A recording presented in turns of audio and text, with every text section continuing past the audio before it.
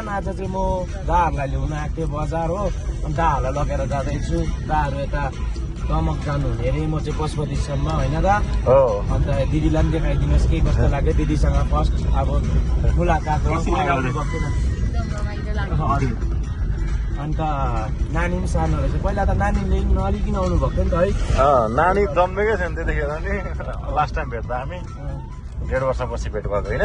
1.5 वर्षपछि भेट भयो। फेरि आउनु त ऊ भन्दै न झापा नेपाल गर्मी ठाउँबाट दार्जिलिङ घुम्न आउँ भने पशुपति नगरमा तपाईँलाई भेटिन्छ होइन। भेटिन्छ। नम्बर कन्ट्याक्ट नम्बर पनि हालिदिन्छु ट्याक्कै यहाँ। पहिल्यैदेखि कन्ट्याक्ट तपाईँ हाम्रो छ नि। दार्जिलिङ ब्लग छ दादा? मेरोमा छ तर पहिला बनाउँथेँ र खासै छैन। दार्जिलिङ साइड सिन गर्नु छ भने तपाईँलाई कन्ट्याक्ट गर्ने होइन। हजुर मलाई भन्नुहोस् न, किनभने आफ्नै दाजुभाइहरू कस्तो व्यवहारले घुमाउनु पर्ने हो, कस्तो बोली वचनदेखि लगेर सबै मिठो हुनुपर्छ क्या मान्छेको, हो कि भन्नु त। गाडी त जसले पनि चलाउँछ, लाटाले पनि चलाउँछ अहिलेको जमाना। तर आएको मान्छे अतिथि हो नि त, त्यसलाई हामीले मान्नुपर्छ क्या। मेरो चाहिँ लोगो चाहिँ पूजन खड्का ब्लग्स छ हो। सबैले सब्सक्राइब अनि लाइक हालिदिनु होला होइन।